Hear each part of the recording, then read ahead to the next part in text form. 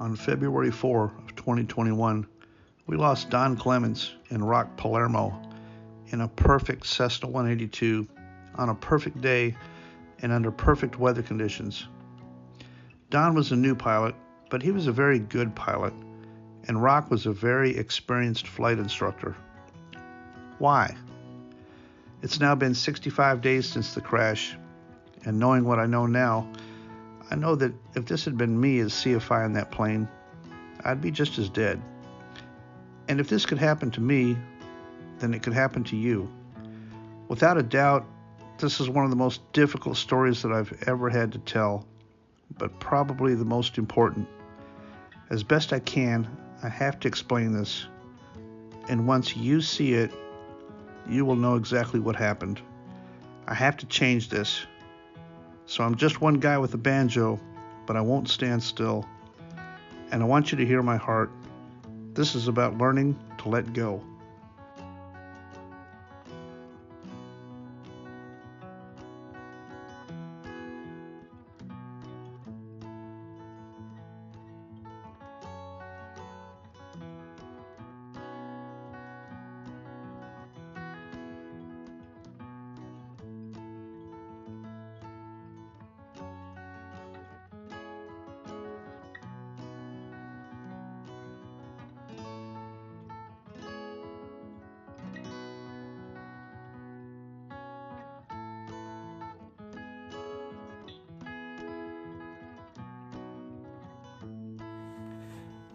And I hope that you'll listen to my heart. I've been working on this general aviation fatal accident project for more than 15 years. This is not a money thing. I don't want to sell something. I want to stop the fatal, senseless general aviation accident. I want to stop those individuals and organizations that are profiting on our fatal losses. So I started this General Aviation AQP Grassroots series just a few years ago with Flight Chops and Aviation 101. I wrote the material. You can still see that material out there today, all the videos and the PDF. I was the one that used death as a motivator. It's a motivational tool to try to get people to understand the implication of not being proficient and not paying attention. Death is the byproduct of being careless in your aircraft. Prevention was my theme. Without prevention, you could easily die in your airplane. Ironic that when I first learned to fly, I too was very afraid of stalls. I was afraid of falling. I was afraid of falls and stalls. When you stall, you're gonna fall. And I didn't want to do that. I didn't like it, and I didn't understand it. Is it possible that Don Clements was also afraid of stalls? Was he afraid of falling? Did he watch all of our YouTube videos? And did he read my specific instructions in print? Solution: this one is important. Get with your best CFI and practice this up high. Go through dozens of repetitions where you lower the nose based on when you hear the engine pitch change. This is called conditioning. You are conditioning your own reflexes. Learn to associate an immediate body reaction that correlates to the sound and feel of an engine losing RPM. If Don was already a private pilot and he'd already gotten his checkout in his 182, why did he want to go get with Rock and go up and practice stalls? And how do we know that that's what he was doing on this particular evening?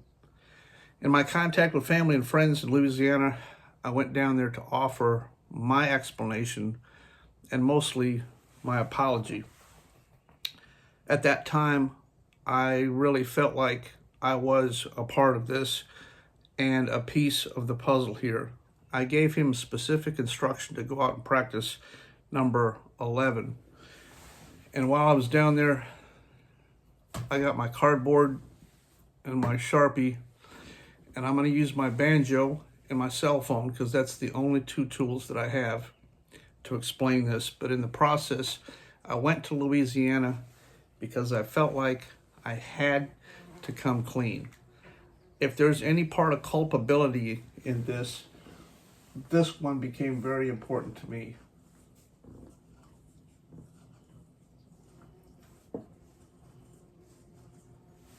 I went to Louisiana to come clean.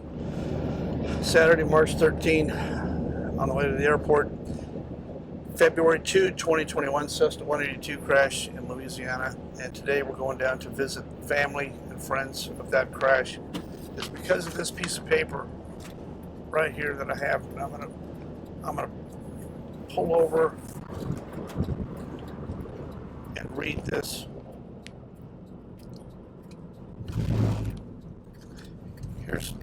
Here's what it says. This is right out of AQP. You can read it yourself. This is maneuver number 11. Loss of thrust on takeoff. Solution. This one is important. Get with your best CFI. Practice this up high. Go through dozens of repetitions where you lower the nose based on when you hear the engine pitch change. This says this one is important. Get with your best CFI. In real life, you only have a few seconds to push during an engine failure immediately after takeoff. Don asked Rock to go practice. This is extra training. It was not required. He got with the best instructor that there was. And we're going to Louisiana to talk to the family and explain this to them. Let's go to Louisiana.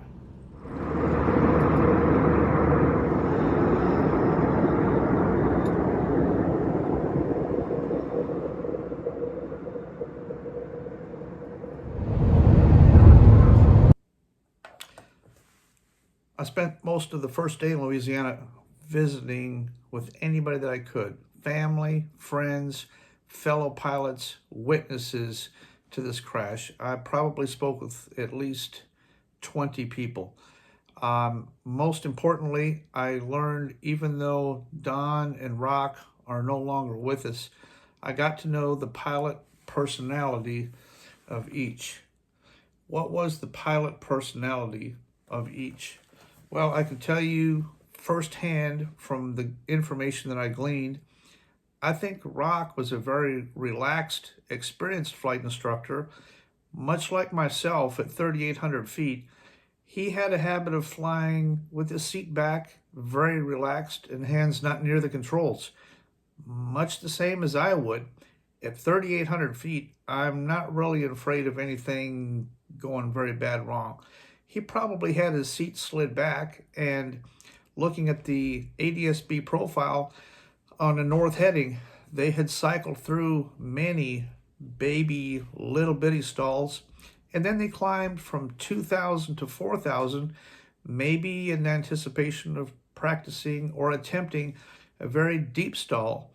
Maybe it was the first one ever for Don. We don't know, but the pilot personality of Rock was very relaxed.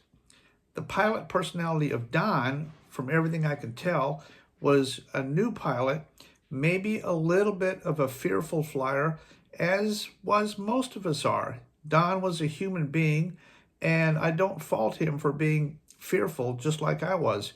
Here's a clip from a different YouTube channel, One Cap Carl, that I found, showing a little girl's response to her first time at stalls. And you can hear she clearly says, I don't like this. This isn't something that we like. Horn right there.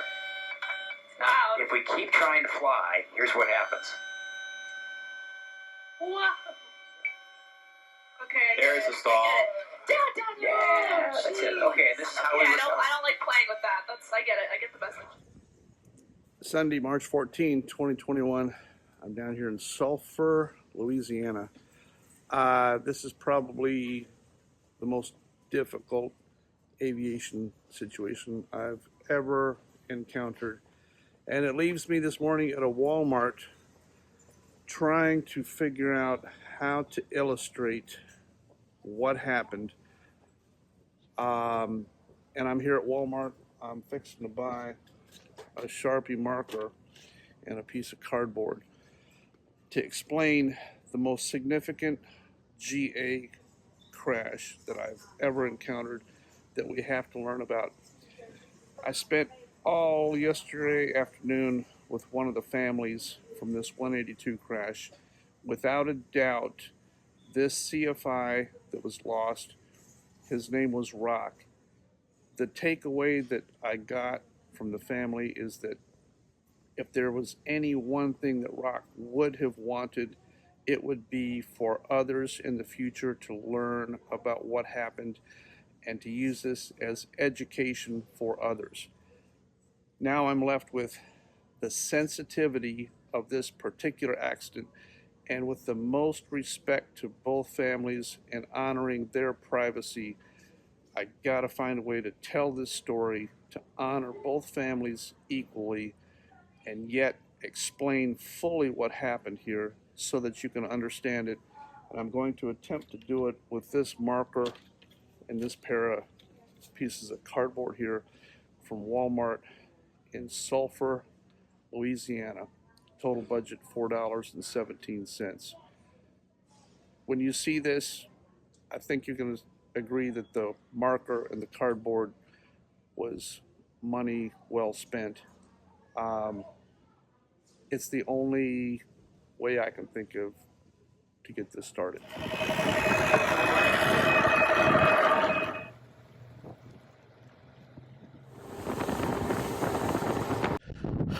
Sunday, March 14th, with all due respect to both families, both pilots, we're at the crash scene of 4765 November, Cessna 182. I got my on-screen graphics that I'm going to get to in a second, but let's walk this way and show this airplane in level flight at 3,800 feet on a north heading ended up nose down into this spot right here,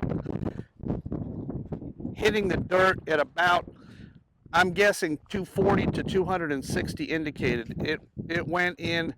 Most of the engine was found in this mud, buried more than 15 feet deep, and it took them all night long to dig this wreckage clear. They could even find the wreckage in this soft dirt. We know we're in the right spot. Here's some of the pieces that are still laying out in the dirt. Here's the Bose headset that one of the guys up front would have been wearing at the time. All kinds of Cessna metal and debris. NTSB did not travel to this site, so they were never here. They never looked at this, and they were never here. Here's one of the major fuel components. I'm not sure if that's the base of the carburetor. I'm going to take that home and clean it up and look at the butterfly valve in it. But all kinds of big clues still laying out here in the dirt, still laying out here on the top of this that NTSB never bothered to look at. Let's take a look at my on-screen graphics. Come on in here a little bit closer. Here's the theme that I'm at on this. It starts with a pilot personality. I'm trying to explain this accident. It starts with a pilot personality. This has to do with extreme physical or mental anxiety and fear.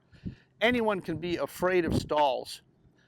I believe that Don was afraid of stalls just like I was afraid of stalls when I started a long time ago, just like most of you are probably afraid of stalls. They were going out to practice stalls at Don's request. He asked to get with the best instructor that he could, and that was Rock. He had an extreme fear of stalls. Misinterpret catastrophic symptoms. When you misinterpret something because you don't understand and you don't have the education, it becomes more catastrophic. That generates panic. What does panic generate? Additional fear. That generates adrenaline. What does adrenaline do? It causes strength, extreme strength. And action occurs. In this case, the pilot pushed. Not only did he push, but he locked. His elbow locked, and he became twice the strength that he normally is because of the fear that generated adrenaline. He pushed. He added throttle and he pushed. Then there was an attempted recovery. After the airplane went vertical, both of them realized that it was too vertical and both of them attempted to pull out. The airplane actually turned from the north to slightly east and impacted right here on mostly an east heading. Then the crash. What happens after every crash? Why? The family wants to know why. Let's listen to Lance's recorded conversation attempting to call witnesses that the NTSB never called. What's his number one question? What's the number one question of the family? Why? How could this crash have happened? This is Tanya Palermo. I'm with my husband Lance, and the reason I'm calling you is my business partner is working on a house down the street from you, and they just mentioned in passing that you were walking your dog when the plane went down, and we're just wondering if you did see it and if you would mind talking to us for a moment about it if you have time to. Our family has a lot of unanswered questions. It was my husband's brother. Harry, what did that airplane sound like when you heard it? Well, I was sitting in my trailer, which is directly behind what you're filming right now, and it sounded like the crop duster or the mosquito plane that comes through. Sounded like it was running pretty fast. It sounded like it was full throttle. Right. And then Pam come in the trailer and said, "It went down." I said, "What?" "It went down." So the engine sounded full throttle. Yeah, it did. And Pam, you think that you saw it go mostly nose down and point towards the direction where you think that the airplane hit? Yeah, to the left of that orange Right. triangle there. And so you only saw it in its last few seconds before Right. it hit the ground, Right. but it was not spinning or turning. No, It just went straight in. that's right. They don't understand. The NTSB investigation, it gets sealed off, no answers for the family, no closure. The NTSB, they always make a wrong probable cause, a wrong recommendation, if at all. Most of the time in general aviation, no recommendation. They're never going to look at this accident. They're never going to realize the significance of this accident. There will be no changes. Because of this accident, the government will provide no changes. There's no education. Repeat. Start back at the top. Next day, next accident, next one. The next pilot personality is out there flying around right now in fear of stalls, in danger of not understanding that adrenaline. Some CFI cannot understand that the student that they're flying with is afraid. You're back to the top. How many times do we have to cycle through these cards before we can figure out what happened? I don't have time to travel to each one of these sites once a month to figure out that somebody was in fear of stalls and got locked up and pushed the airplane into the ground. But this is not the end of this type of accident. This is the beginning. This is the first of. This is the landmark. I'm determined to post this and make sure everybody knows this is what happened on this particular crash, and let's act together to prevent it. Our government, FAA, NTSB will never figure this out. Well, we've just come from the crash scene and you've seen my on-screen graphics, but I got them back here in the office. It's kind of quiet here. I'm going to go over them again real carefully here. It all starts with the pilot personality. Who was our flight instructor? Our flight instructor was very experienced, very relaxed, much like I would have been at 3,800 feet. I can tell you that if this had been me in the seat, I would have probably been just as unready for this sucker punch that occurred here. I don't know that I would have been ready up that high for anything this violent coming out of a student. I would not have expected. The pilot personality of Don. Don is a great guy, but he's a new pilot. I think his phobia and his fear of falling, fear of stalling was a direct impact. I think he wanted to practice this because he was afraid of. That is the pilot personality of each one of these involved. What does a person who is afraid of this without education, without training, they exhibit extreme physical and mental anxiety and fear. This is where this comes from, and these pilots that exhibit these fears and unfounded, it leads to misinterpretation, catastrophic symptoms. They think something is going on that it is actually not. So it's not their fault. What does that generate? Panic. The human body generates panic, no doubt about it. Panic makes additional fear and adrenaline. Adrenaline. You can't help it. You're going to get adrenaline. What does adrenaline do? It causes an action. In this case, it was a locked push.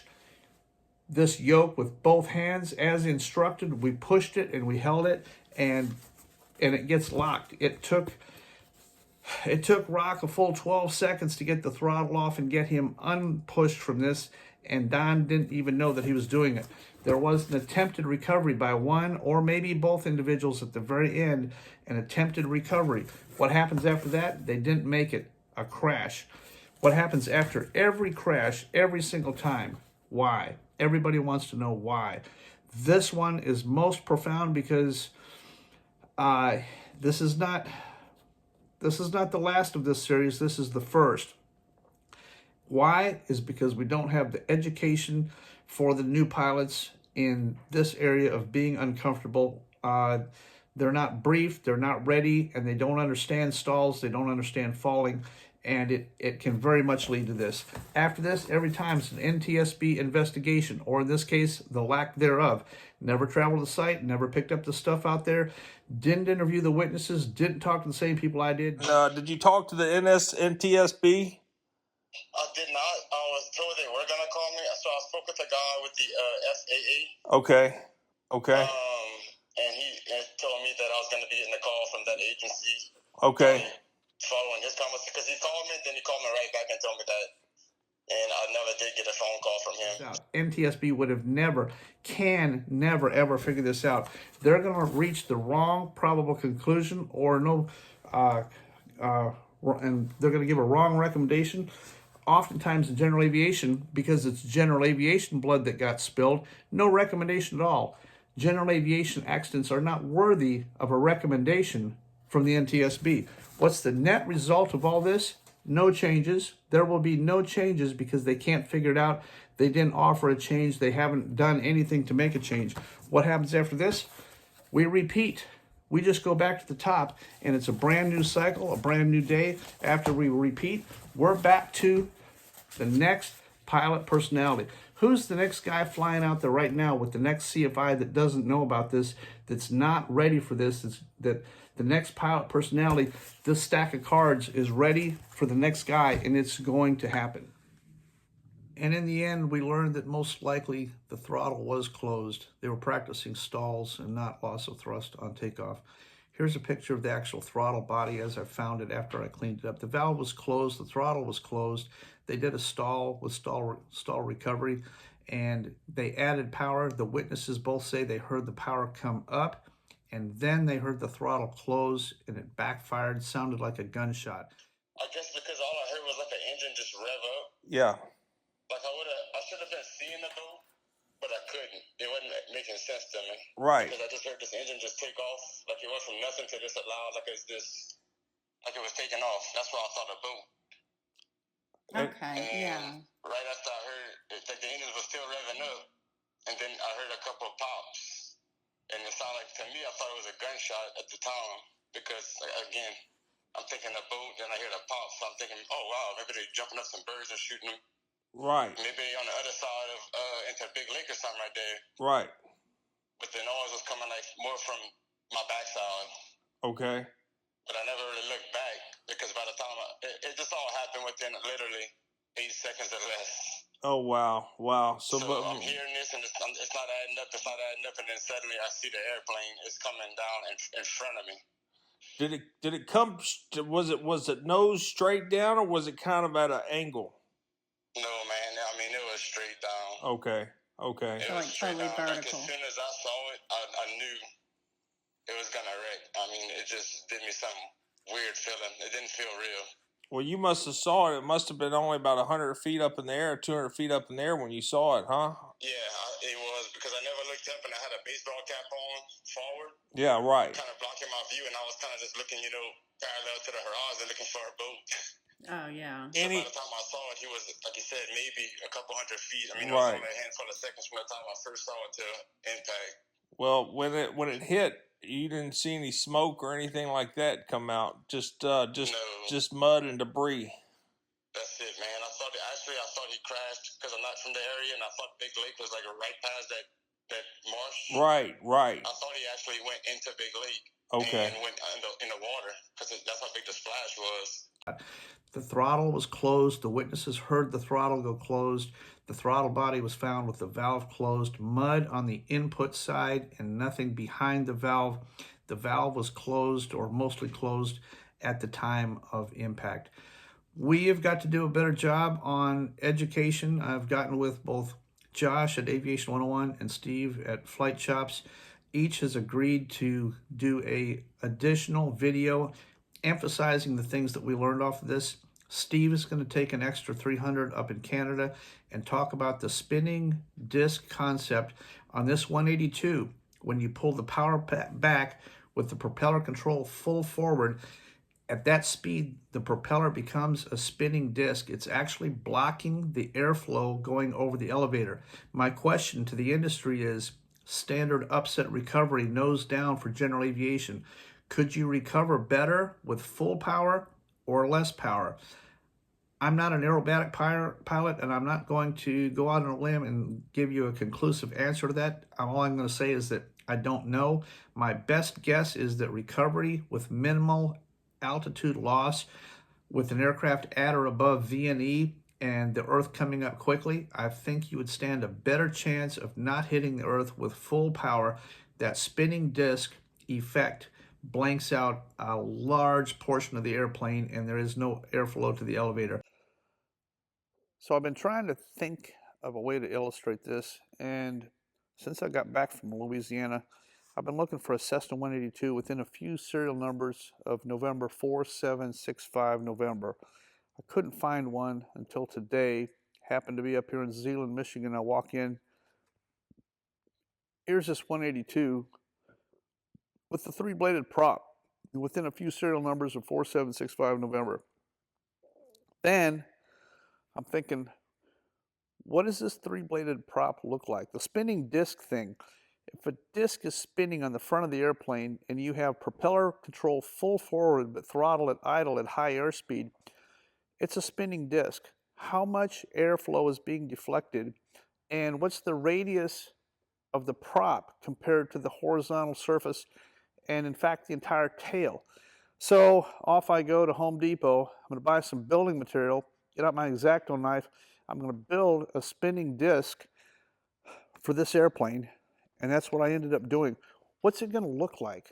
What is a spinning disc on a 182 with a three-bladed prop? What does it look like? And when I got it done, I was shocked. I was completely shocked what this thing looks like.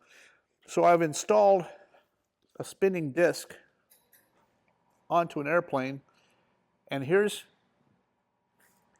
what this thing looks like. Now notice, this spinning disc is so huge that it blanks the entire tail, the entire horizontal stab, the rudder, the elevator, everything is blanked. And the higher the speed, the more blanking. When this prop goes flat, you don't have a propeller, you have a spinning disc. You create this in flight as soon as you close the throttle above VNE. This is the effect that you get. Look how big this thing is. It's the first time I've ever seen it graphically. This thing is huge. No wonder there's no elevator control. There's no air that can get to the elevator. How do you pull out of a dive when your elevator is not functioning because you have the throttle closed? Makes a lot of sense. But this is my graphic display. I bought the building materials, I used my X-Acto knife, and I spent about an hour cutting this out and installing it to the exact radius of the three-bladed prop. Elevator. I'm asking those in the industry to weigh in on this. I'm asking Steve to take the extra and his Flight Ahoy data and go up and attempt to do this and replicate and show some data so that we could know what is the best thing to do on a three-bladed variable pitch prop with a conventional tail. Do we lose elevator control during a dive by closing the throttle and making that prop go flat and putting a big spinning disc out there? I don't know the answer to that, but I think this is important information. Josh over at Aviation 101 is going to talk about a CFI being ready, expecting the unexpected, and if we're going to do these AQP maneuvers, including FAA maneuvers, stalls, the CFI should have his seat forward, seatbelt on and forward and ready. He should brief the student and be ready for the oncoming unexpected. Students are always trying to kill you, and be ready. I think Rock was a great guy, a fantastic CFI. My point is that if I had been in the seat, unknowing of all this information at this time, I also probably would have been relaxed and not near the controls for a simple stall occurring at 3,800 feet. I don't know that I would have done any better or any different than Rock Palermo. Any student, I don't know that any student would necessarily be doing anything other than what Don did. That's why this video is so critical, that we understand the actions of both of these individuals and what the mix was that actually caused this. This isn't the last of this type of accident. This is the first of. There's going to be many more of these. We need to recognize this category and what happened and learn these important lessons. The main takeaway I took from those closely associated with Rock was that he was a learning moment guy. I feel very strongly that this information is important, and if Rock Palermo was here today, he would want you to know that information. And I know this has been a long video. It's been a deep one for me. I apologize. My deepest respects to those family and friends closely associated with this accident. I tried to find a way to wrap this up and tell this story, and I'm going to finish it out with a banjo song that pretty closely ties in with what we're talking about here. For my tiny little itty-bitty fledgling YouTube channel, my name's Dan Grider, and you've been watching Probable Cause. 1, 2, 3, 4.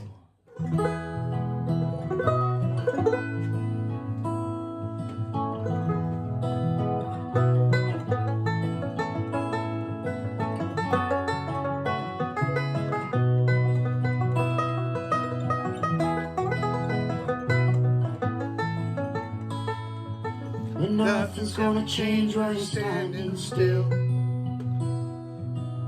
Nothing ever did, nothing ever will. You're never gonna know if you don't ask why. You're never going to heaven if you're scared to fly.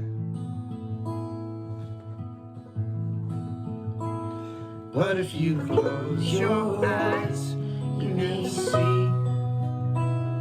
And if you just let go, you'll be free.